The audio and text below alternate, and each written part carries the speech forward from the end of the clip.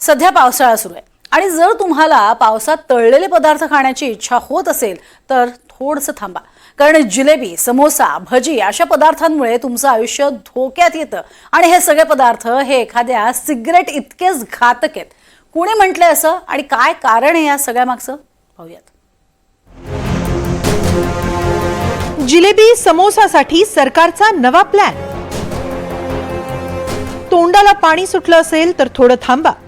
जिलेबी समोसा हे सिगरेट इतकेच धोकादायक आहेत. तंबाखू आणि सिगरेटच्या पाकिटांवर जसं आरोग्यासाठी हानिकारक असल्याचा इशारा दिला जातो, तसाच इशारा आता समोसा, जिलेबी सारख्या जिभेचे चोचले पुरवणाऱ्या पदार्थांवर लिहिले जाणार आहेत. केंद्रीय आरोग्य मंत्रालयानं त्याबाबतचे सर्व केंद्रीय संस्थांना आदेश दिले. तेलकट गोड पदार्थांबाबत इशारा फलक लावण्याचे निर्देश देण्यात आले.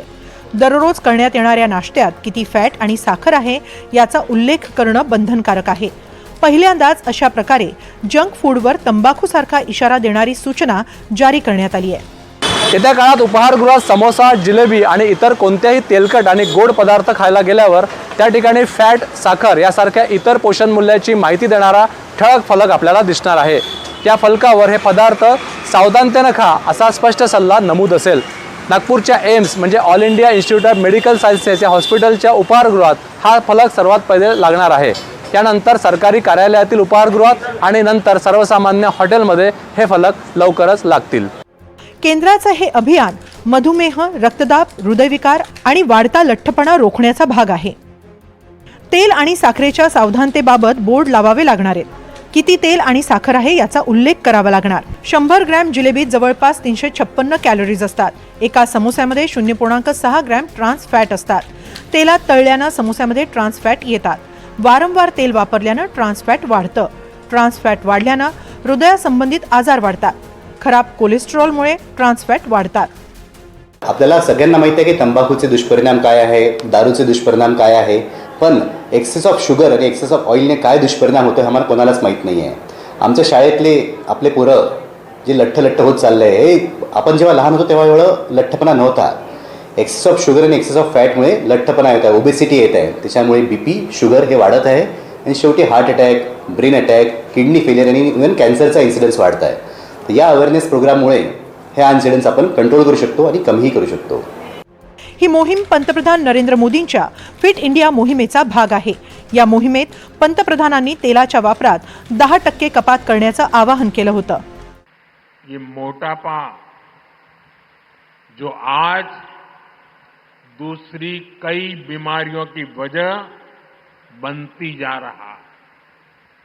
अभी हाल ही में मोटापे की समस्या पर एक रिपोर्ट आई है. ये रिपोर्ट कहती है कि 2050 तक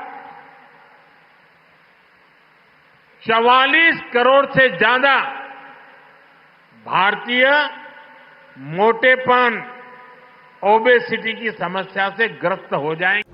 भारतासमोर तरुणांमधला वाढता लठ्ठपणा हे एक चिंतेचं कारण बनतंय आणि याच दृष्टीने आता केंद्रानं हे महत्त्वाचं पाऊल उचललंय.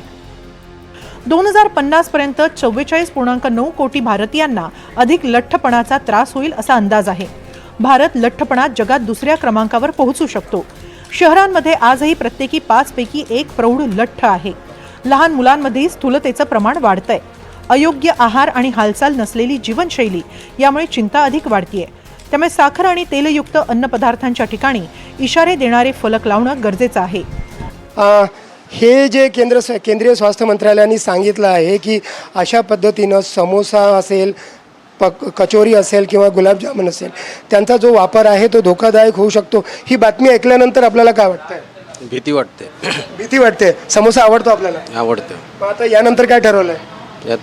यानंतर ठरवलं आहे की सांभाळून खावं. सांभाळून खाणार आहे. त्यामुळे अर्थातच घरचे अन्नपदार्थ खाण्यावरती भर देणं हे तितकंच गरजेचं असणार आहे येत्या काळात सुद्धा.